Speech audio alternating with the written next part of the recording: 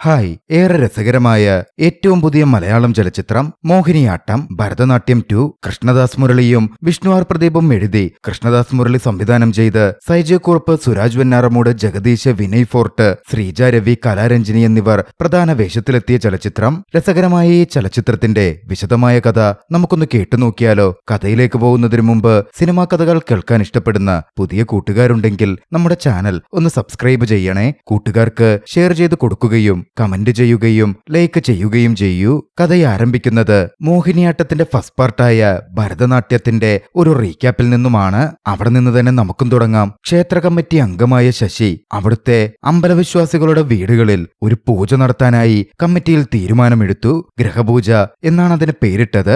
അത് നടത്തിയാൽ വീട്ടുകാരുടെ പ്രശ്നങ്ങൾ മാറുമെന്ന് അവരെ പറഞ്ഞവർ വിശ്വസിപ്പിക്കുകയും ചെയ്തു.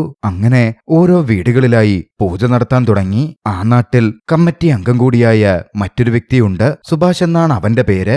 ആള് മൊത്തത്തിലൊരു പ്രശ്നക്കാരനാണ്. മറ്റുള്ളവരുടെ കുടുംബകാര്യത്തിലൊക്കെ ഇടപെടലാണ് അവന്റെ പ്രധാന വിനോദം. ശശിയുടെ കുടുംബത്തെ ചുറ്റിപ്പറ്റിയാണ് കഥ മുന്നോട്ടു പോകുന്നത്. കമ്മിറ്റി പ്രവർത്തനവുമായി ശശി അങ്ങനെ മുന്നോട്ടു പോയിക്കൊണ്ടിരിക്കെ ഭരതൻ നായർക്ക് പെട്ടെന്നൊരു അപകടം സംഭവിച്ചു. അദ്ദേഹത്തിന് സ്ട്രോക്ക് വന്നു. അദ്ദേഹത്തെ ആശുപത്രിയിലാക്കി. കുടുംബം വലിയ സമ്മർദ്ദത്തിലായെങ്കിലും ആശുപത്രിയും വീടുമായി അവരുടെ ജീവിതം മുന്നോട്ടു പോയി. നാട്ടിലാണെങ്കിൽ ഗ്രഹപൂജകൾ തുടരുന്നുമുണ്ട്. പക്ഷേ ഐസിയുവിലായതുകൊണ്ട് ശശി അതിൽ നിന്നൊക്കെ വിട്ടുനിൽക്കുകയായിരുന്നു. ഇതിനിടയിൽ ശശിയെ സീരിയസ് ആണെന്ന് അറിഞ്ഞതിന് പിന്നാലെ കാണണമെന്ന് ഭരതൻ നായർ ആവശ്യപ്പെട്ടു. പൊതുവെ ഗൗരവക്കാരനായ ഭരതൻ നായർ അന്ന് തന്റെ മൂത്ത മകൻ ശശിയോട് ഒരു കാര്യം വെളിപ്പെടുത്തി. തനിക്ക് താൻ ജോലി ചെയ്തിരുന്ന ശ്രീകണ്ഠാപുരത്ത് മറ്റൊരു കുടുംബം കൂടിയുണ്ട്.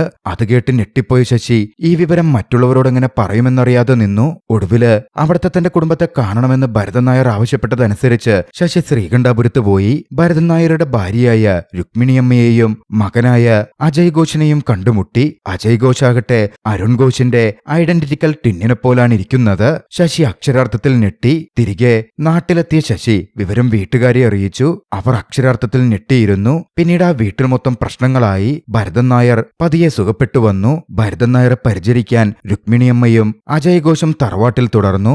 അരുൺ ഘോഷും അജയ് ഘോഷും ഒരുപോലെ തന്നെ കാണപ്പെടുന്നതുകൊണ്ട് ആരെങ്കിലും പുറത്തുവെച്ച് കണ്ടാൽ പ്രശ്നമാവും എന്നുള്ളതുകൊണ്ട് അവരെ അവർ ഒളിപ്പിച്ചു.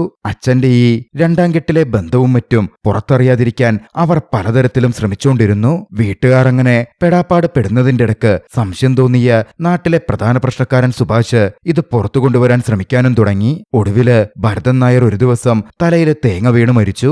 മരണാനന്തര ചടങ്ങുകൾക്കിടയിൽ രുക്മിണിയമ്മയും അജയ് ഘോഷും പുറത്തു വന്നു.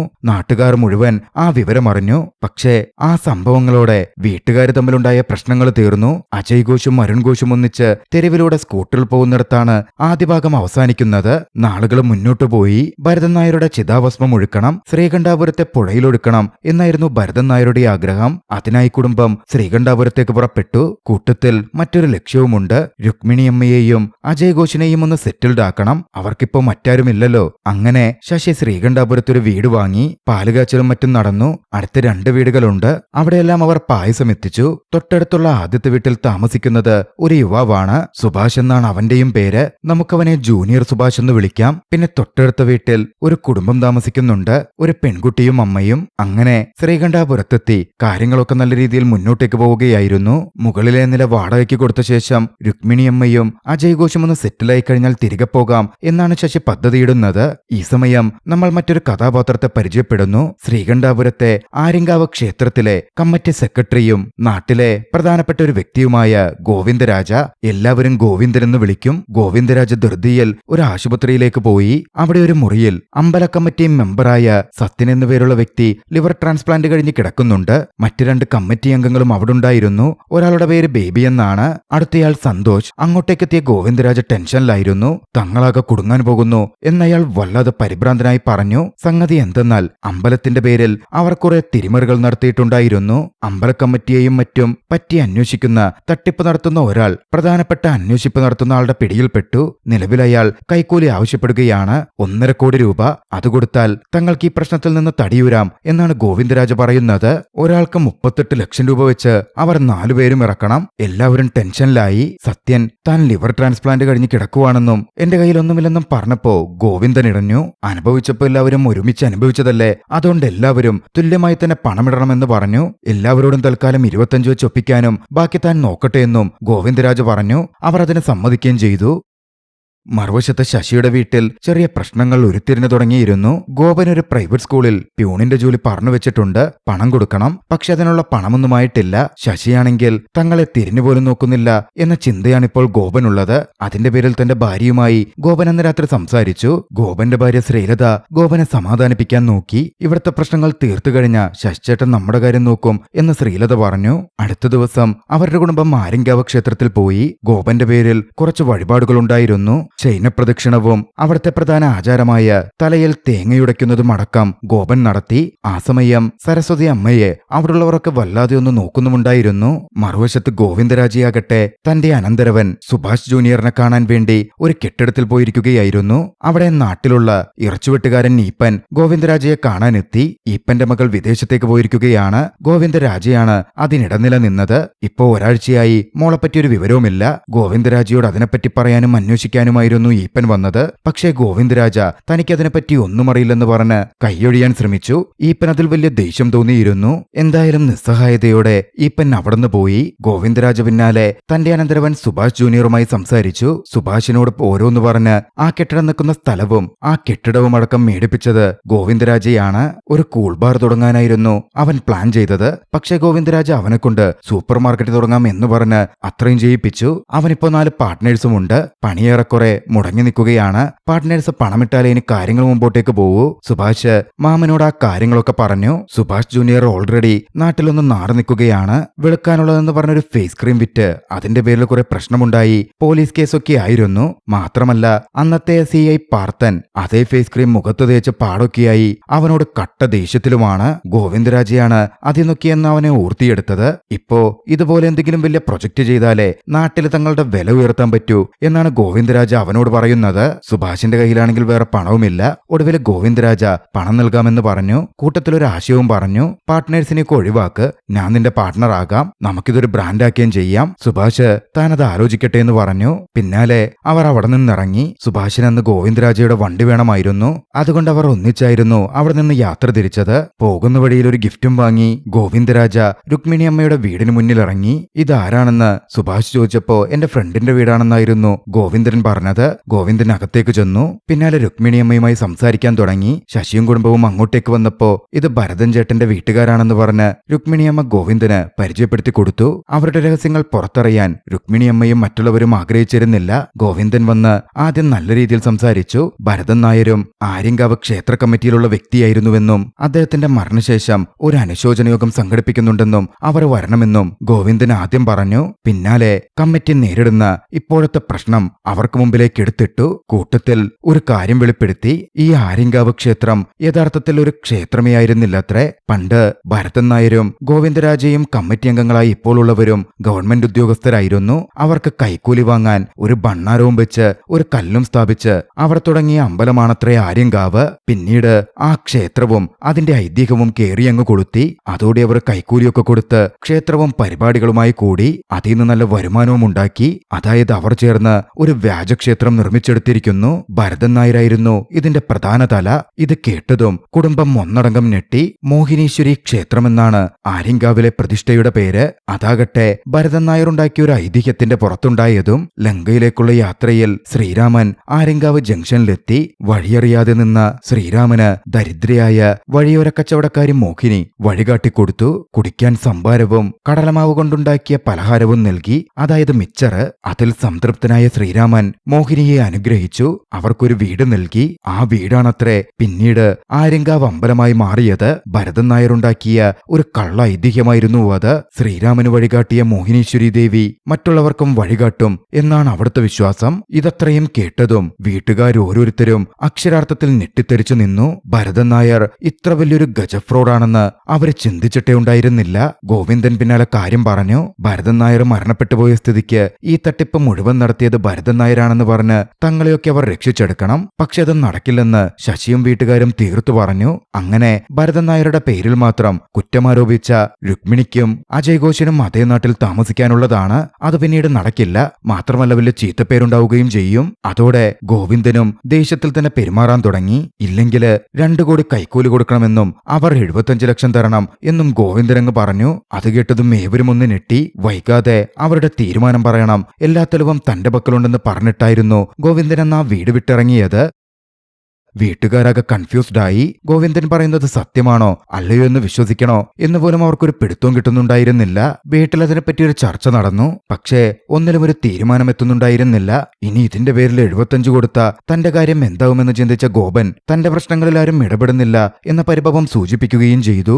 മറുവശത്ത് കമ്മിറ്റി അംഗങ്ങളായ മറ്റ് 2 പേർ 25 ലക്ഷം രൂപ ഗോവിന്ദനടുക്കൽ ഏൽപ്പിച്ചു. കൈക്കൂലി ആവശ്യപ്പെടുന്ന മോഹൻദാസിനെ വിളിച്ച് ഇതിൽ നിന്നെങ്കിലും കുറയ്ക്കാൻ പറ്റുമോ എന്ന് അന്വേഷിക്കണം എന്നും അവർ ഗോവിന്ദനോട് പറഞ്ഞു. ഗോവിന്ദൻ പക്ഷേ അതൊന്നും നടപ്പില്ലെന്നായിരുന്നു പറഞ്ഞത്. സത്യന്റെ പണം കിട്ടില്ല എന്ന കാര്യം മറ്റ് കമ്മിറ്റി അംഗങ്ങൾ സൂചിപ്പിച്ചപ്പോ ഗോവിന്ദൻ ഇടഞ്ഞു. താൻ കുടുങ്ങിയ മറ്റെല്ലാവരെയും കൊടുക്കുമെന്നും ആർക്കും അങ്ങനെ ഒഴിഞ്ഞു മാറാൻ പറ്റില്ല എന്നുമായിരുന്നു ഗോവിന്ദൻ പറഞ്ഞത്. പിന്നാലെ ഭരതൻ നായരുടെ തലയിലൊക്കെ കെട്ടിവെച്ച് രക്ഷപ്പെടാനുണ്ടാക്കിയ പദ്ധതിയെപ്പറ്റിയും ഗോവിന്ദൻ കമ്മിറ്റി അംഗങ്ങളായ ബേബിയോടും സന്തോഷിനോടും സൂചിപ്പിക്കുകയും ചെയ്തു.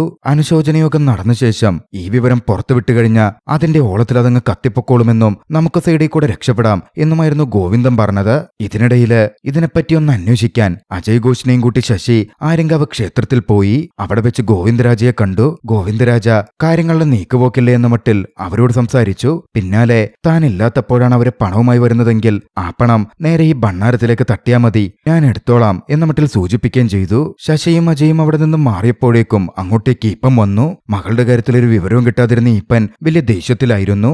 ഏജൻസിക്ക് കൊടുത്ത പണത്തിൽ നിന്ന് നല്ലൊരു പങ്ക് ഗോവിന്ദരാജ പറ്റിയിട്ടുണ്ട്. അതിന്റെ പേരും പറഞ്ഞ് ഈപ്പൻ ഗോവിന്ദരാജയെ എതിരിട്ടു. മൊത്തത്തില് പ്രശ്നക്കാരനായ ഗോവിന്ദൻ ഈപ്പനോട് തട്ടിക്കയറി. ഈപ്പന്റെ മകൾക്ക് വല്ല ബന്ധവും അവിടുണ്ടാകും എന്ന മട്ടിലൊക്കെ സംസാരിച്ചു. അത് ഈപ്പനെ ചൊടിപ്പിച്ചു. താൻ പോലീസിൽ പരാതി കൊടുത്തിട്ടുണ്ട് എന്ന് ഈപ്പൻ പറഞ്ഞപ്പോ ഗോവിന്ദൻ ഈപ്പനെ കയറി പിടിച്ചു.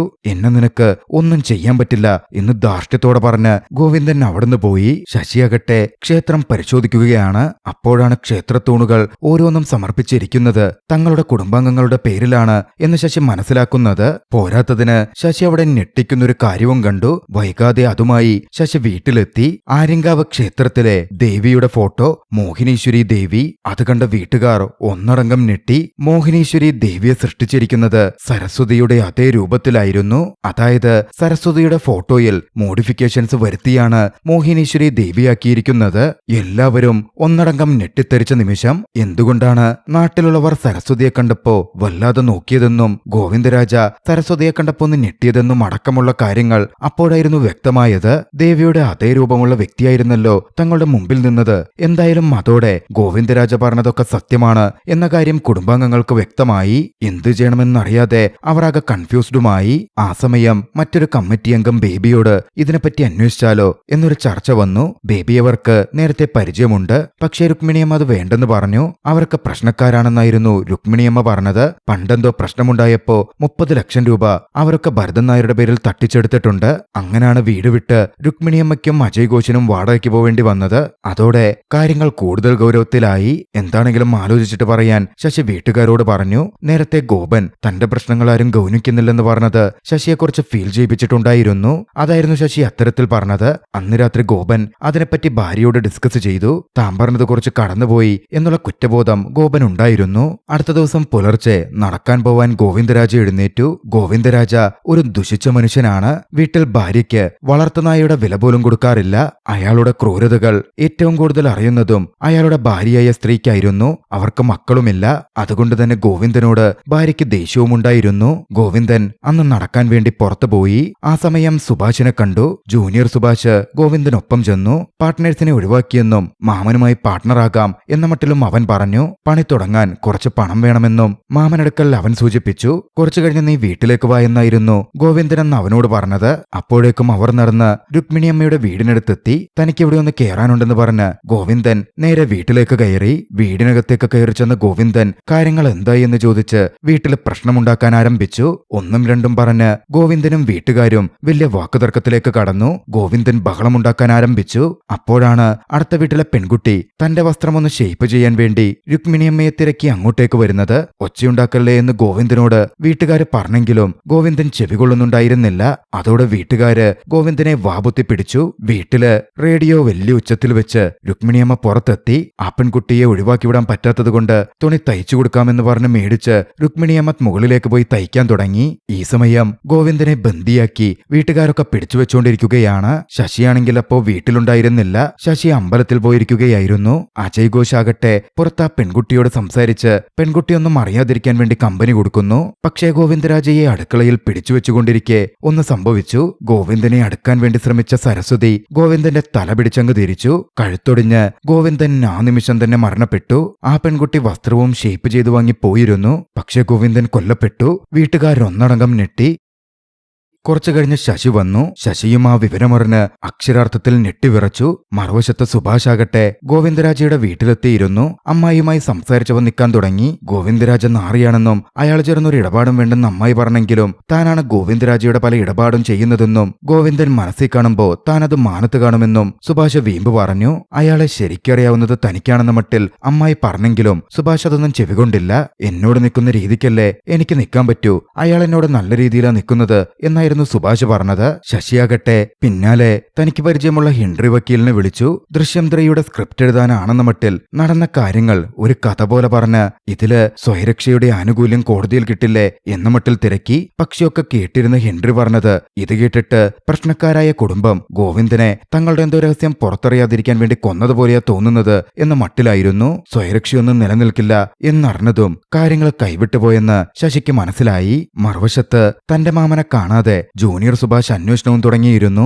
ഇനി എന്ത് ചെയ്യുമെന്ന് വീട്ടുകാർ ഡിസ്കസ് ചെയ്തു. ഒടുവില് വീട്ടിലിരിക്കുന്ന മൃതദേഹം എങ്ങനെയെങ്കിലും പുറത്തു കൊണ്ടുപോയി കളയാൻ അവർ തീരുമാനിച്ചു. അവിടെ കുറച്ച് വാഴക്കുലകളുണ്ട്.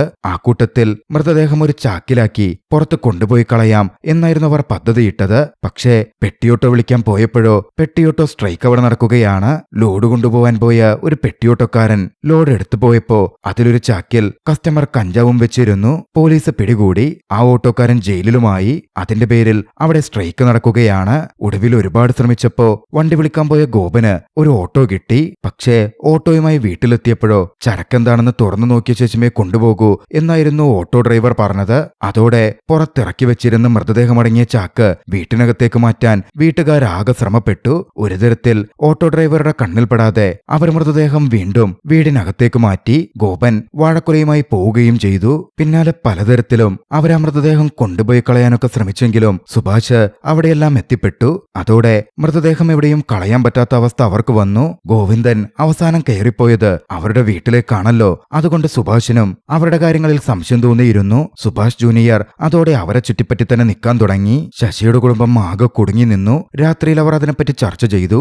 ഒന്നും രണ്ടും പറഞ്ഞ് അങ്ങോട്ടേക്കും ഇങ്ങോട്ടേക്കും വാക്കുതർക്കം പോലുമായി. അപ്പോഴാണ് പുറത്തൊരു മുട്ടുകേട്ടത്. അവർ ഇറങ്ങിച്ചെന്നു. അത് സുഭാഷ് ജൂനിയർ ആയിരുന്നു. തന്റെ മാമൻ ഇങ്ങോട്ടേക്ക് വന്നിട്ടുണ്ടോ എന്ന് സുഭാഷ് അവരോട് ചോദിച്ചു. ഇല്ലെന്നായിരുന്നു ശശി പറഞ്ഞത്. മാമൻ അവസാനമായി ഇങ്ങോട്ടേക്കാണ് വന്നതെന്നും മാമൻ മിസ്സിംഗ് ആണെന്നും അവൻ പറഞ്ഞു. നാളെ അന്വേഷിക്കാമെന്നൊക്കെ പറഞ്ഞ് ശശി സുഭാഷിനെ പറഞ്ഞുവിടാൻ നോക്കി. സുഭാഷും അവരെ സംശയിച്ചുകൊണ്ട് തന്നെ അവിടെ നിന്ന് പോവാനിറങ്ങി. അപ്പോഴാണ് അവന്റെ പേരെന്തെന്ന് അവർ ചോദിക്കുന്നത്. സുഭാഷ് എന്ന് അവൻ പറഞ്ഞത് കേട്ടതും അക്ഷരാർത്ഥത്തിൽ ശശിയുടെ കുടുംബം ഞെട്ടി. നാട്ടിലെ സുഭാഷിൽ നിന്ന് ഒരു തരത്തിലാണ് അവർ രക്ഷപ്പെട്ടത്. ഇവിടെയും ഒരു സുഭാഷ്, ഇവൻ പ്രശ്നമാകും എന്നൊരു ഭയം ശശിക്കും കുടുംബത്തിനും വന്നു. നോക്കുമ്പോ രുക്മിണിയമ്മയുടെ ഫോണിലേക്ക് കൊല്ലപ്പെട്ട ഗോവിന്ദന്റെ ഫോണിൽ നിന്ന് കോള് വരുന്നു. അവർ ഒന്നടങ്കം ഭയപ്പെട്ടു.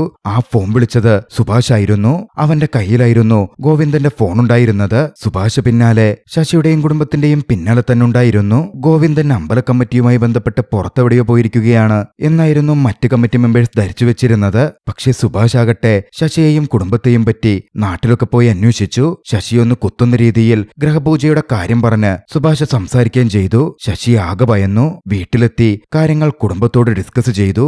ഈ കുരുക്കിന്ന് പുറത്തു കടക്കണമെങ്കിൽ കുരുട്ടുബുദ്ധിയുള്ള ഒരാളുടെ സഹായം വേണം എന്ന തരത്തിലൊരു ആശയം ഉയർന്നതും നാട്ടീന്ന് പ്രശ്നക്കാരൻ സുഭാഷിനെ വിളിച്ചു വരുത്താൻ ശശി തീരുമാനിച്ചു. അങ്ങനെ നാട്ടിൽ നിന്നും സീനിയർ സുഭാഷ് ശ്രീകണ്ഠാപുരത്ത് വന്നെത്തി. അവിടെ എത്തിയതും സീനിയർ സുഭാഷ് ജൂനിയർ സുഭാഷിനെ കണ്ടിരുന്നു. ഇരുവരും കണ്ണുകളിൽ ഉറ്റുനോക്കി. പക്ഷേ ജൂനിയർ സുഭാഷ് ഇത് കൂടിയിനമാണെന്ന് മനസ്സിലാക്കി തന്റെ കണ്ണു വെട്ടിച്ചു. ശശി പിന്നാലെ സീനിയർ സുഭാഷിനെ വീട്ടിലേക്ക് കൂട്ടിക്കൊണ്ടുപോയി. പോകുന്ന വഴിക്ക് അവർ ആര്യങ്കാവ് അമ്പലത്തിൽ കയറി. സീനിയർ സുഭാഷ് ആത്മാർത്ഥമായി പ്രാർത്ഥിച്ചു. പുറത്തിറങ്ങിയപ്പോ ആ തട്ടിപ്പ് അമ്പലവും അതുമായി ബന്ധപ്പെട്ട കാര്യങ്ങളും ശശി സീനിയർ സുഭാഷിനോട് പറഞ്ഞു. അത് കേട്ടതും സീനിയർ സുഭാഷ് അക്ഷരാർത്ഥത്തിൽ ഞെട്ടി. പിന്നാലെ സീനിയർ സുഭാഷുമായി ശശി വീട്ടിലെത്തി. അവിടെ എത്തിയപ്പോഴാണ് കുടുംബം ഒന്നടങ്കം ചേർന്ന് കൊലപാതകക്കാര്യം സുഭാഷിനോട് പറയുന്നത്. അത് കേട്ടതും സീനിയർ സുഭാഷ് ഞെട്ടി. അവിടെ നിന്നുടൻ പോകണം എന്ന് പറഞ്ഞിറങ്ങാൻ നോക്കിയെങ്കിലും സഹായിക്കണമെന്ന് ശശിയും കുടുംബവും പറഞ്ഞതോടെ മനസ്സില്ലാ മനസ്സോടെയാണെങ്കിലും സീനിയർ സുഭാഷ് സമ്മതിച്ചു. പ്രതിഫലമായി സീനിയർ സുഭാഷ് ചോദിച്ചതാകട്ടെ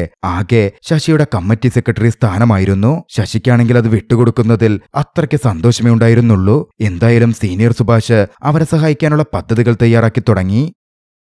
അപ്പോഴാണ് അങ്ങോട്ടേക്ക് കമ്മിറ്റി അംഗങ്ങളായ ബേബിയും സന്തോഷും കൂട്ടത്തിൽ ജൂനിയർ സുഭാഷും കൂടി കയറി വരുന്നത്. ഭരതൻ നായരുടെ പേരിൽ അനുശോചന യോഗം സംഘടിപ്പിക്കാൻ അവർ തീരുമാനിച്ചിരുന്നല്ലോ. അതിന്റെ കാര്യം പറയാനായിരുന്നു അവരെത്തിയത്. ഇതിനിടയിൽ അതിന്റെ പേരിൽ അങ്ങോട്ടേക്ക് കടന്നെത്തിയ ജൂനിയർ സന്തോഷ് ആകട്ടെ ആ വീട് മുഴുവൻ കാണാനെന്ന മട്ടിൽ കയറിയിറങ്ങി പരിശോധിക്കാൻ തുടങ്ങി. സീനിയർ സന്തോഷ് ജൂനിയർ സന്തോഷിനെ തടയിടാൻ നോക്കിയെങ്കിലും അതത്ര കേൾക്കുന്നുണ്ടായിരുന്നില്ല. ഇതിനിടയിൽ മൃതദേഹത്തിന്റെ ചെറിയ സ്മെല്ലും വരുന്നുണ്ട്. സരസ്വതി അവിടെ സുഗന്ധദ്രവ്യങ്ങൾ കത്തിച്ച് പുക പടർത്താൻ ആരംഭിച്ചു. സുഭാഷ് അന്വേഷിച്ചിട്ടും മൃതദേഹം കണ്ടുകിട്ടിയില്ല. കാര്യമെന്തെന്നാൽ ഗോപനും ശ്രീലതയും ചേർന്ന് വെള്ളം കോരാനെന്ന മട്ടിൽ ആ ചാക്ക് കിണറിലേക്ക് കെട്ടിയിറക്കിയിരിക്കുകയായിരുന്നു. എന്തായാലും അവർ പെടേണ്ടിയിരുന്ന ആ അപകട സാധ്യതയിൽ നിന്നും അത്തവണ അവർ രക്ഷപ്പെട്ടു. അന്നവിടുന്ന് പുറത്തിറങ്ങിയപ്പോ ഗോവിന്ദന്റെ മിസ്സിംഗുമായി ബന്ധപ്പെട്ട് തനിക്ക് ആ കുടുംബത്തിന്റെ മേലുള്ള സംശയം ജൂനിയർ സുഭാഷ് ബേബിയോടും സന്തോഷിനോടും പറഞ്ഞു. ഈ വിവരം സിഐക്കടുത്ത് പരാതിപ്പെട്ടാലോ എന്ന തരത്തിലും സംസാരിച്ചു. പക്ഷേ കമ്മിറ്റി മെമ്പേഴ്സ് അവനെ അതിൽ നിന്ന് വിലക്കി. സിഐ പാർത്ഥനുമായി സന്തോഷിന് നേരത്തെ പ്രശ്നമുള്ളതാണല്ലോ. ഫേസ് ക്രീം വാങ്ങി പാർത്ഥൻ തേച്ച് മുഖത്ത് മുഴുവൻ പാണ്ടുമായി നടക്കുകയാണ്. ജൂനിയർ സുഭാഷിനെ കയ്യിൽ കിട്ടിയ പാർത്ഥൻ കൈകാര്യം ചെയ്യും. അതുകൊണ്ട് തൽക്കാലം അത് വേണ്ടെന്നായിരുന്നു കമ്മിറ്റി അംഗങ്ങൾ പറഞ്ഞത്. രാത്രിയിൽ കമ്മിറ്റി അംഗങ്ങൾ ഒരു മീറ്റിംഗ് കൂടി. ഗോവിന്ദന്റെ തിരോധാനവുമായി ബന്ധപ്പെട്ട് അവർക്ക് പേടിയുണ്ടായിരുന്നു. മോഹൻദാസുമായി ബന്ധപ്പെട്ട ഇടപാടിൽ അവർ കുടുങ്ങുമോ, ജയിലിൽ പോകുമോ എന്നൊക്കെ. ആ സമയം സന്തോഷ് തന്റെ സംശയവും പറഞ്ഞു. ഇനിയെങ്ങാൻ ഗോവിന്ദൻ പണ്ട് 30 ലക്ഷം രൂപ ഭരതൻ നായരിൽ നിന്ന് തട്ടിച്ച പോലെ പണം ചോദിക്കാൻ ആ വീട്ടിലേക്ക് പോയിട്ടുണ്ടാവുമോ എന്ന് സുഭാഷ് ജൂനിയറിന് അവരെ സംശയമുള്ള കാര്യവും അയാൾ സൂചിപ്പിച്ചു. സുഭാഷ് സീനിയർ ആകട്ടെ ജൂനിയർ സുഭാഷിനെ തന്റെ റഡാറിലാക്കി. അവന്റെ നടപടികൾ എന്തായിരിക്കും എന്ന് നോക്കിക്കാണാൻ ആരംഭിച്ചു. ജൂനിയർ സുഭാഷ് ആകട്ടെ ഗോവിന്ദനെ കാണാനില്ലെന്ന കാര്യം പോസ്റ്റർ അടിച്ചു. പോരാത്തതിന് നോട്ടീസ് അടക്കം വെച്ച് സിഐക്ക് ഒരു കത്തയക്കുകയും ചെയ്തു. അങ്ങനെ തുടർച്ചയായ തന്റെ പോസ്റ്റർ ഒട്ടിപ്പും പരിപാടികളൊക്കെ കഴിഞ്ഞ് അന്ന് രാത്രിയിൽ ജൂനിയർ സുഭാഷ് വീട്ടിലെത്തി. കുളിക്കാൻ ടോയ്ലറ്റിൽ കയറിയപ്പോഴോ അതിനകത്തതാ ഗോവിന്ദന്റെ മൃതദേഹം. ജൂനിയർ സുഭാഷ് അക്ഷരാർത്ഥത്തിൽ ഞെട്ടി. എന്താണ് നടന്നിരിക്കുക എന്ന് അവന് വ്യക്തമായിരുന്നു. പക്ഷെ അവന്റെ വീട്ടിൽ നിന്ന് മൃതദേഹം കണ്ടെടുത്താൽ അവൻ പ്രതിയാകാം. അവനാകെ ഭയന്നു നിൽക്കുമ്പോഴാണ് കമ്മിറ്റി അംഗം സന്തോഷ് അങ്ങോട്ടേക്ക് വരുന്നത്. പോസ്റ്റർ സന്തോഷിന്റെ കയ്യിൽ കിട്ടിയിരുന്നു. അതിനെപ്പറ്റി സംസാരിക്കാനായിരുന്നു സന്തോഷ് എത്തിയത്. പരിങ്ങലിൽ ജൂനിയർ സുഭാഷ് സന്തോഷിനോട് സംസാരിച്ചു. ഗോവിന്ദനെ അന്വേഷിക്കാം എന്ന തീരുമാനത്തിൽ അവർ പിരിയുകയും ചെയ്തു. സുഭാഷ് ആകട്ടെ നേരെ പോയി മൃതദേഹം ടോയ്ലറ്റിൽ നിന്ന് തട്ടുംപുറത്തേക്ക് മാറ്റി. സിഐയെ വിളിക്കാൻ ആലോചിച്ചു. പക്ഷേ പോലീസിന്റെ ഇടിയുടെ കാര്യമോർത്തപ്പോ അവനത് വേണ്ടെന്ന് വെച്ചു. പിറ്റേന്ന് കമ്മിറ്റി അംഗങ്ങൾ മീറ്റിംഗ് കൂടി. ഗോവിന്ദൻ അങ്ങനെ മിസ്സിംഗ് ആയതിൽ അവർക്ക് സംശയമുണ്ടായിരുന്നു. അപ്പോഴാണ് മോഹൻദാസിന്റെ ഫോൺ വന്നത്. ഫോൺ വിളിയിൽ നിന്നും ഞെട്ടലോടെ അവർ ഒരു കാര്യം തിരിച്ചറിഞ്ഞു. മോഹൻദാസ് ആകെ കൈക്കൂലി ആവശ്യപ്പെട്ടത് 30 ലക്ഷമാണ്. അതാണ് ഗോവിന്ദൻ 1.5 കോടി എന്ന മട്ടിൽ അവരോട് പറഞ്ഞത്. നിലവിൽ അവരുടെ 50 ലക്ഷം ഗോവിന്ദന്റെ പക്കലുണ്ടല്ലോ. അതോടെ കമ്മിറ്റി അംഗങ്ങൾ ഇടഞ്ഞു. ഗോവിന്ദന്റെ കാര്യം അന്വേഷിക്കാൻ അവർ സുഭാഷിന്റെ വീട്ടിലെത്തി. ഗോവിന്ദന്റെ വലങ്കയാണല്ലോ സുഭാഷ്. ഗോവിന്ദൻ പണവുമായി മുങ്ങി എന്നാണ് അവർ ചിന്തിച്ചിരുന്നത്. സുഭാഷ് തനിക്കൊന്നും അറിയില്ലെന്ന് അവരോട് പറയാൻ നോക്കിയെങ്കിലും അവർ അടങ്ങുന്നുണ്ടായിരുന്നില്ല. വീട് കയറി പരിശോധിക്കാൻ പോയപ്പോ സുഭാഷ് വേഗം അകത്ത് കയറി വാതിലടച്ചു. മാമനോട് സംസാരിച്ച് താൻ എങ്ങനെയെങ്കിലും അവരുടെ പണം വാങ്ങിത്തരാം, തൽക്കാലം തനിക്കൊന്നും അറിയില്ലെന്ന് സുഭാഷ് പറഞ്ഞു. മാമൻ അവരെ പറ്റിക്കാനൊന്നും ഉദ്ദേശിച്ചിട്ടുണ്ടാവില്ല എന്നും കൂട്ടിച്ചേർത്തു. അപ്പോഴാണ് അവരൊരു സത്യം വെളിപ്പെടുത്തിയത്. അത് കേട്ട് സുഭാഷ് ഞെട്ടി. സുഭാഷിനെയും അവന്റെ മാമൻ ചതിക്കുകയായിരുന്നു. സുഭാഷ് പൊന്നും വില കൊടുത്ത് സൂപ്പർ മാർക്കറ്റ് വാങ്ങാൻ വേണ്ടി സ്ഥലം വാങ്ങിയല്ലോ. ആ സ്ഥലം യാഥാർത്ഥ്യത്തിൽ ഗോവിന്ദന്റെ ബിനാമി പേരിലുള്ളതായിരുന്നു. തുച്ഛവിലയ്ക്ക് ഗോവിന്ദൻ വാങ്ങിയ സ്ഥലം സുഭാഷിനെ കൊണ്ട് അയാള് തീവിലയ്ക്ക് മേടിപ്പിക്കുകയായിരുന്നു ചെയ്തത്. കൂടെ നിന്ന് തന്നെയും തന്റെ മാമൻ ചതിക്കുകയായിരുന്നെന്ന് സുഭാഷ് ഞെട്ടലോടെ മനസ്സിലാക്കി. സുഭാഷ് അക്കാര്യത്തെപ്പറ്റി അമ്മായിയോട് പോയി സംസാരിച്ചു. ഗോവിന്ദൻ വീട്ടിൽ നിന്ന് പോയതിലുള്ള സമാധാനത്തിലായിരുന്നു അവർ. ഗോവിന്ദന്റെ ചതികൾ മുൻകൂട്ടി കണ്ടിരുന്നവർ താൻ അന്നേ അവനെ വാൺ ചെയ്തിരുന്നതല്ലേ എന്ന് പറഞ്ഞു. എന്തായാലും കാര്യങ്ങളിൽ താനാകപ്പെട്ടുവെന്ന് സുഭാഷിന് മനസ്സിലായി. മനസ്സിലായി. അതോടെ സുഭാഷ് നേരിട്ട് ശശിയും കുടുംബവുമായി ബന്ധപ്പെട്ടു. കാര്യങ്ങളൊക്കെ അവരുമായി സംസാരിച്ച് ഒരു കോംപ്രമൈസിലെത്താൻ ജൂനിയർ സുഭാഷ് ശ്രമിച്ചു. ഒന്നിച്ചു നിന്ന് ഈ പ്രശ്നം ഒതുക്കി തീർക്കാം എന്നായിരുന്നു ജൂനിയർ സുഭാഷ് പറഞ്ഞത്. മാത്രമല്ല താൻ സിഐക്ക് കത്തയച്ച കാര്യവും അവൻ സൂചിപ്പിച്ചു. ശശിയും സീനിയർ സുഭാഷും മറ്റും കൂടിയാലോചിച്ചു. കാര്യം മൃതദേഹം അവന്റെ വീട്ടിലാണെങ്കിലും അവനെ അങ്ങനെ കൊടുക്കാനൊന്നും പറ്റില്ല. അന്വേഷണം വന്നാൽ തങ്ങളും പെടും. അതുകൊണ്ട് അവരുമായി കോംപ്രമൈസിലെത്തി ഒന്നിച്ച് മൃതദേഹം ഡിസ്പോസ് ചെയ്യാനും പ്രശ്നങ്ങളിൽ നിന്ന് ഊരാനും അവർ തീരുമാനിച്ചു. അങ്ങനെ അവർ ഒരു ടീമായി പ്രവർത്തനം തുടങ്ങി. നാട്ടിൽ മൊത്തം പോസ്റ്റർ ഒട്ടിച്ച് കാര്യങ്ങൾ പാട്ടാക്കിയ സ്ഥിതിക്ക് മൃതദേഹം അങ്ങനെ തന്നെ പുറത്തു കൊണ്ടുപോകൽ നടക്കില്ല. അതോടെ മൃതദേഹം വെട്ടിനുറുക്കി കൊണ്ടുപോകാൻ അവരൊരു തീരുമാനത്തിലെത്തി. പക്ഷെ അതിന് പണിയറിയുന്ന ആള് വേണം എന്നായിരുന്നു അവർ ആദ്യം ചിന്തിച്ചത്.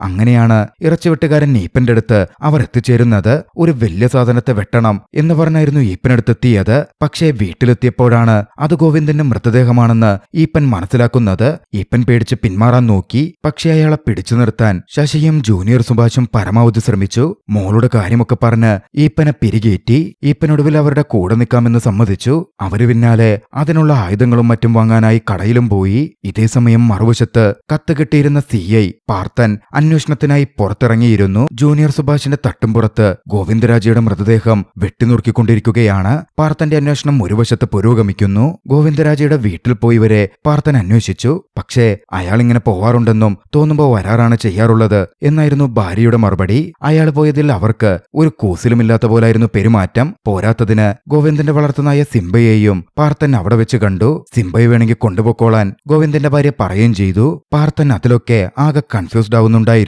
ശശിയുടെ വീട്ടുകാരാകട്ടെ വെട്ടിനുറക്കിയ ഗോവിന്ദന്റെ മൃതശരീരം പാക്കറ്റുകളിലാക്കി ഓരോയിടത്ത് കൊണ്ടുപോയി കളയാനായി പോയി തുടങ്ങി. അതൊട്ടും എളുപ്പമായിരുന്നില്ല. പല പ്രതിസന്ധികളും വന്നെങ്കിലും കയ്യിലുണ്ടായിരുന്ന കിറ്റുകൾ ഓരോന്നായി ഓരോയിടത്ത് അവർ ഉപേക്ഷിച്ചു. വാട്സപ്പിൽ ലിസ്റ്റ് ഉണ്ടാക്കി ഉപേക്ഷിച്ചു കഴിഞ്ഞാൽ ഓരോരുത്തരും മാർക്ക് ചെയ്യാനും ഒരു ഓപ്ഷൻ അവർ ഉണ്ടാക്കിയിരുന്നു. പാർത്തൻ അന്വേഷിച്ച് അമ്പല കമ്മിറ്റി ഓഫീസിലെത്തി. അവിടെ ഉണ്ടായിരുന്ന ബേബിയും സന്തോഷും തങ്ങളുടെ പണമടക്കം അടിച്ചുകൊണ്ടാണ് ഗോവിന്ദൻ പോയതെന്ന കാര്യം പറഞ്ഞു. തങ്ങൾക്ക് ഇക്കാര്യത്തിൽ സംശയമുള്ളത് ജൂനിയർ സുഭാഷിനെയാണെന്നും കമ്മിറ്റി അംഗങ്ങൾ കൂട്ടിച്ചേർത്തു. പോരാത്തതിന് CI പാർത്തന് സുഭാഷിനോട് പണ്ടേ കലിപ്പുണ്ടല്ലോ. അക്കാര്യവും കൂടി അവർ സൂചിപ്പിച്ചതോടെ ജൂനിയർ സുഭാഷിനെതിരെ അന്വേഷിക്കാൻ പാർത്തൻ തീരുമാനിച്ചു. അപ്പോൾ മറ്റൊരു പ്രശ്നം കൂടി ഉണ്ടായി. തങ്ങൾക്ക് കിട്ടിയ ഗോവിന്ദരാജയുടെ ശരീരഭാഗങ്ങൾ വെച്ച കിറ്റുകളിൽ ഒരു കിറ്റ് ജൂനിയർ സുഭാഷിന്റെയും അജയ് ഘോഷിന്റെയും കയ്യിൽ നിന്നും മിസ്സായി. അജയ് ഘോഷ് അരുൺ ഘോഷിനെ വിളിച്ച് ചാവിയെടുക്കാൻ പോയപ്പോ നമ്മുടെ വീട്ടിൽ അത് മറന്നുവെച്ചിട്ടുണ്ടാകും എന്ന കാര്യം പറഞ്ഞു. അത് നോക്കിയെടുത്ത് മാറ്റിവെക്കാനും തങ്ങൾ കൊണ്ടുപോയി കളഞ്ഞോളാം എന്നും പറയുകയും ചെയ്തു. എല്ലാം ഓക്കെയാണെന്ന് കരുതി ശശി സമാധാനത്തിൽ നിൽക്കുകയായിരുന്നു. അപ്പോഴാണ് അജയ് ഘോഷിന്റെ മെസ്സേജ് വന്നത്. തിരിച്ചുവരുന്ന വഴിയിൽ ജൂനിയർ സുഭാഷിനെയും അജയ് ഘോഷിനെയും പോലീസ് പൊക്കി. സുഭാഷിന്റെ വീട് സെർച്ച് ചെയ്യണമെന്ന് പറഞ്ഞ് പോലീസ് അങ്ങോട്ടേക്ക് വന്നുകൊണ്ടിരിക്കുകയാണ്. അതോടെ സുഭാഷിന്റെ വീടിന്റെ മട്ടുപ്പാവ്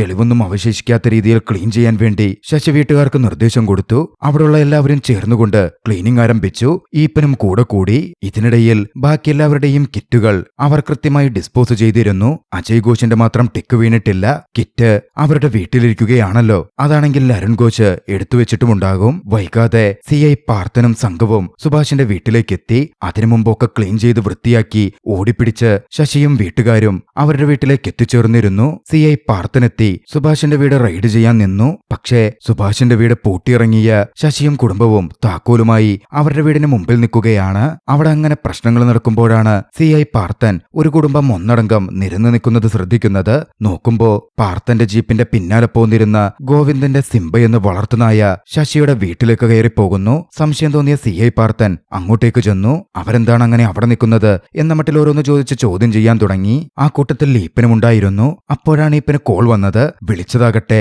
മിസ്സിംഗ് ആണെന്ന് ഈപ്പൻ ചിന്തിച്ചിരുന്ന ഈപ്പന്റെ മോള് വിദേശത്ത് ലാൻഡ് ചെയ്തപ്പോ അവളുടെ ബാഗ് ഒരു പഞ്ചാബിയുടെ ബാഗുമായി മാറിപ്പോയിരുന്നു. ഫോണാണെങ്കിൽ ബാഗിനകത്തും. ഒരു തരത്തിലും വീട്ടിലേക്ക് വിളിക്കാൻ പറ്റാത്ത അവസ്ഥയായി പോയി. അതാ വിളിക്കാതിരുന്നത്, ചീത്ത പറയരുത് എന്നൊക്കെ മോള് ഈപ്പനോട് പറഞ്ഞു. കൂട്ടത്തില് തന്നെ ഇവിടെ വരാൻ സഹായിച്ച ഗോവിന്ദൻ മാമനോട് നന്ദി പറഞ്ഞേക്കാനും അറിയിച്ചു. ഈപ്പൻ അക്ഷരാർത്ഥത്തിൽ ഞെട്ടി. ഗോവിന്ദനെ വെട്ടി പീസാക്കിയ ശേഷമാണ് അയാളിപ്പോ അവിടെ വന്ന് നിൽക്കുന്നത്. മാത്രമല്ല പോലീസും മുമ്പിലുണ്ട്. ഈപ്പൻ പിന്നാലെ അവിടെ നിന്ന് പോവാൻ നോക്കി. CI പാർത്തൻ മോളുടെ കേസിന്റെ കാര്യം പറഞ്ഞ് ഈപ്പൻ സ്റ്റേഷനിൽ വന്നപ്പോ ഈപ്പനെ കണ്ടിട്ടുണ്ട്. മോളുടെ കാര്യം ഈപ്പനോട് CI ചോദിച്ചു. മോള് സേഫാണെന്ന് ഈപ്പൻ പറഞ്ഞു. പിന്നെ പിന്നാലെ അവിടെ എന്താ ഈപ്പം വന്നത് എന്ന് ചോദിച്ചപ്പോ താൻ ഇറച്ചി കൊടുക്കാൻ വന്നതാണ്, ഹോം ഡെലിവറിയാണ് എന്നായിരുന്നു ഈപ്പം പറഞ്ഞത്. ഇറച്ചി കൊടുത്ത ശേഷം പോവുകയാണെന്നും അറിയിച്ചപ്പോ ഈപ്പനോട് പൊക്കോളാൻ പാർത്തൻ പറയുകയും ചെയ്തു. ഒരു വശത്ത് സുഭാഷിന്റെ വീടിനകത്ത് പോലീസുകാരും കമ്മിറ്റിക്കാരും തിരച്ചിൽ നടത്തി. ശശിയുടെ കുടുംബത്തിന്റെ കാര്യത്തിൽ സംശയം തോന്നിയിരുന്ന CI പാർത്തൻ അവരുടെ വീട്ടിൽ കയറി തിരച്ചിൽ നടത്താൻ തുടങ്ങി. ആ വീടിനകത്താണ് ഗോവിന്ദരാജയെ പീസാക്കിയ അവസാന കിറ്റുള്ളത്. വീട്ടുകാർ ഒന്നടങ്കം ഭയക്കുന്നുണ്ടായിരുന്നു. വീടിന്റെ ഓരോ മൂലയിലും CI സെർച്ച് ചെയ്തുകൊണ്ടിരുന്നു. വീട്ടുകാരും ആകെ പാനിക്കിലായിരുന്നു. അവരും കിറ്റ് എവിടെയെന്ന് അന്വേഷിച്ചുകൊണ്ടേയിരിക്കുകയാണ്. പെട്ടുപോകുമോ എന്ന ഭയം എല്ലാവരെയും ബാധിച്ചിരുന്നു. വീട് സെർച്ച് ചെയ്തിരുന്ന CI പാർത്തൻ ഒടുവിൽ ഒളിച്ചിരുന്ന അരുൺ ഘോഷിനെ കണ്ടെത്തി. എല്ലാവരും ഒന്ന് ഭയക്കുന്നുണ്ടായിരുന്നു. ശശി CI കാണാതെ കിറ്റ് എവിടെയെന്ന് അവനോട് ആംഗ്യത്തിൽ ചോദിച്ചു. അവനും ആംഗ്യത്തിൽ വശത്തേക്ക് വിരൽ ചൂണ്ടി. ശശി എത്തി നോക്കി. അടുക്കളയിൽ പണ്ട് ഗോവിന്ദൻ ഗിഫ്റ്റായി കൊടുത്ത അതേ കുക്കറിൽ എന്തോ ഇരുന്നു വേവുന്നു. സംഗതി വ്യക്തമായിരുന്നു. ഗോവിന്ദന്റെ മൃതശരീര ഭാഗങ്ങളാണ് ഗോവിന്ദൻ കൊടുത്ത അതേ കുക്കറിലിരുന്ന് വെന്ത് വിസിലടിച്ചുകൊണ്ടിരിക്കുന്നത്. വീട്ടുകാരൊന്നടങ്കം അക്ഷരാർത്ഥത്തിൽ ഞെട്ടി. ശശി പെട്ടെന്ന് തന്നെ CI പാർത്തനെ അവിടുന്ന് മാറ്റി. തങ്ങൾക്കറിയാവുന്ന വലിയ രഹസ്യം പാർത്തനോട് പറയാനുണ്ടെന്ന് പറഞ്ഞ് ഗോവിന്ദരാജയാണ് ക്ഷേത്ര തട്ടിപ്പിന് പിന്നിലെന്ന മട്ടിൽ കാര്യങ്ങൾ CI പാർത്തനെ അറിയിച്ചു. തങ്ങളിത് മനസ്സിലാക്കിയതിന്റെ പേരിൽ ഗോവിന്ദരാജ വീട്ടിൽ വന്ന് അച്ഛന് 2 കുടുംബമുള്ള കാര്യം പുറത്തറിയിച്ച് തങ്ങളെ നാട്ടിക്കുമെന്ന് പറഞ്ഞ് ഭീഷണിപ്പെടുത്തിയെന്നും ശശി CIയോട് പറഞ്ഞു. അതോടെ ഗോവിന്ദൻ വലിയ തട്ടിപ്പുകാരനാണെന്ന് CI പാർത്തൻ ചിന്തിച്ചു. അങ്ങനെ CI പാർത്തൻ കമ്മിറ്റി അംഗങ്ങളെയും ശശിയെയും കൂട്ടി ആര്യങ്കാവ് ക്ഷേത്രത്തിലെത്തി. മരിച്ചുപോയ അച്ഛന്റെ തലയിൽ എല്ലാമിട്ട് ഗോവിന്ദരാജയും ഇവരുമൊക്കെ രക്ഷപ്പെടാൻ നോക്കുകയായിരുന്നു എന്ന് ശശി പറഞ്ഞപ്പോ മറ്റ് കമ്മിറ്റി അംഗങ്ങൾക്ക് അതങ്ങനെ തള്ളാൻ സാധിച്ചില്ല. പക്ഷേ കമ്മിറ്റി അംഗങ്ങളും സ്വന്തം തടി രക്ഷിക്കാൻ തീരുമാനിച്ചു. അവരെല്ലാം ഗോവിന്ദരാജയുടെ തലയിലിട്ടു. തങ്ങൾ പേടിച്ചിട്ട് പുറത്തു പറയാതിരുന്നതാണ് ഗോവിന്ദനാണ് ഒക്കത്തിനും പിന്നിൽ എന്നായിരുന്നു അവർ പറഞ്ഞത്. തങ്ങളുടെ 50 ലക്ഷം പോലും അത്തരത്തിൽ ഗോവിന്ദൻ തട്ടിയെടുത്തതാണ് എന്നും അവർ പറഞ്ഞുവെച്ചു. അതോടെ CI പാർത്തൻ അമ്പലത്തട്ടിപ്പ് കേസിന് പിന്നാലെയായി. മോഹൻദാസിന്റെ ഫോൺ കോൾ വഴി മോഹൻദാസിനെയും പിടികൂടാൻ പാർത്തൻ തീരുമാനിച്ചു. പാർത്തൻ അവിടുന്ന് പോവാൻ നിൽക്കുമ്പോ ശശി പാർത്തനെടുക്കൽ അപ്പോൾ ഗോവിന്ദരാജയുടെ കാര്യമോ എന്ന് ചോദിച്ചു. ഗോവിന്ദരാജ അവരുടെ പണവും ഭാര്യയുടെ സ്വർണവുമൊക്കെയായി ഈ നാട് വിട്ടു അയാൾ മുങ്ങിയെന്നായിരുന്നു പാർത്തൻ പറഞ്ഞത്. അതായിരുന്നു അയാൾ ചിന്തിച്ചതും. അങ്ങനെ ഒരു തരത്തിൽ ആ പ്രശ്നങ്ങളൊക്കെ ഒതുങ്ങി. പക്ഷെ വീട്ടിലെ പ്രശ്നങ്ങൾ അവസാനിച്ചിട്ടില്ല. 2 ദിവസത്തിനുള്ളിൽ പ്യൂൺ ജോലിക്ക് വേണ്ടി ഗോപൻ കാശ് കൊടുത്തില്ലെങ്കിൽ ആ ജോലി കൈവിട്ടു പോകും. ഗോപനിൽ നിന്ന് ശശിയും ആ വിവരം അറിഞ്ഞു. ഗോപന്റെ അവസ്ഥയിൽ എന്തെങ്കിലും ചെയ്യണമെന്ന് ശശിക്കുമുണ്ടായിരുന്നു. അടുത്ത ദിവസം ഭരതൻ നായരുടെ ചിതാഭസ്മം നിമഞ്ജനം ചെയ്യാൻ അവർ അവിടെ നിന്ന് പുറപ്പെട്ടു. അങ്ങനെ ആ ചടങ്ങും പൂർത്തിയായി. ശശി ചിതാഭസ്മം പുഴയിലൊഴുക്കി. അവിടെ നിന്ന് തിരികെ പോവാൻ നിൽക്കുമ്പോ തന്റെ കയ്യിൽ നിന്നൊരു കിറ്റെടുത്ത് ശശി ഗോപന് കൊടുത്തു. അത് നിറച്ചും പണമായിരുന്നു. ഏവരും ഒന്ന് ഞെട്ടിനിന്നു. അപ്പോഴാണ് ഒരു കാര്യം വ്യക്തമാകുന്നത്. കുക്കറിൽ അരുൺ വെച്ചിരുന്ന ഗോവിന്ദരാജയുടെ മൃതദേഹഭാഗങ്ങൾ അന്ന് രാത്രിയിൽ ശശി കത്തിച്ചിരുന്നു. അന്ന് ബാക്കിയായ ചാരം കൂടി ചേർത്താണ് ഭരതൻ നായരുടെ ചിതാഭസ്മപാത്രം ഇപ്പോൾ ഒഴുക്കിക്കഴിഞ്ഞത്. മാത്രമല്ല കമ്മിറ്റി അംഗങ്ങളിൽ നിന്ന് ഗോവിന്ദരാജ 50 ലക്ഷം വാങ്ങിയിരുന്നല്ലോ. ആ 50 ലക്ഷം അയാൾ സൂക്ഷിച്ചിരുന്നത് ആര്യങ്കാവ് അമ്പലത്തിന്റെ ഭണ്ഡാരത്തിനകത്തായിരുന്നു. ഗോവിന്ദരാജ പണ്ട് പറഞ്ഞ കാര്യങ്ങളിൽ നിന്ന് ശശിക്ക് ഏകദേശം സൂചനയുണ്ടായിരുന്നു. അന്ന് രാത്രിയിൽ തന്നെ ശശിയും ജൂനിയർ സുഭാഷും കൂടി ഭണ്ഡാരത്തിൽ നിന്ന് അതെടുത്തു. ഇരുവരും അത് വീതം വെച്ചു. ആ പണമാണ് ഗോപന് നൽകിയതും. പ്രശ്നങ്ങളൊക്കെ അവസാനിച്ചു എന്ന് വിശ്വസിച്ച് അവർ അവിടെ നിന്ന് മടങ്ങാൻ തുടങ്ങി. ആ ദൃശ്യങ്ങളിൽ മോഹിനിയാട്ടം എന്ന ചലച്ചിത്രം അവസാനിക്കുകയാണ്. ഈ ഒരു ഡാർക്ക് ഹ്യൂമർ ചലച്ചിത്രം നിങ്ങൾക്കിഷ്ടമായെങ്കിൽ വീഡിയോ ലൈക്ക് ചെയ്യുക. അഭിപ്രായങ്ങളും നിർദ്ദേശങ്ങളും കമന്റുകളിൽ രേഖപ്പെടുത്തുക. കഴിയുമെങ്കിൽ ചാനൽ സബ്സ്ക്രൈബ് ചെയ്തും കൂട്ടുകാർക്ക് ഷെയർ ചെയ്തു കൊടുത്തും ഞങ്ങളെ സപ്പോർട്ട് ചെയ്യുക. അടുത്ത എപ്പിസോഡിൽ മറ്റൊരു മികച്ച ചലച്ചിത്രവുമായി നമുക്ക് കണ്ടുമുട്ടാം. അതുവരെ ബൈ.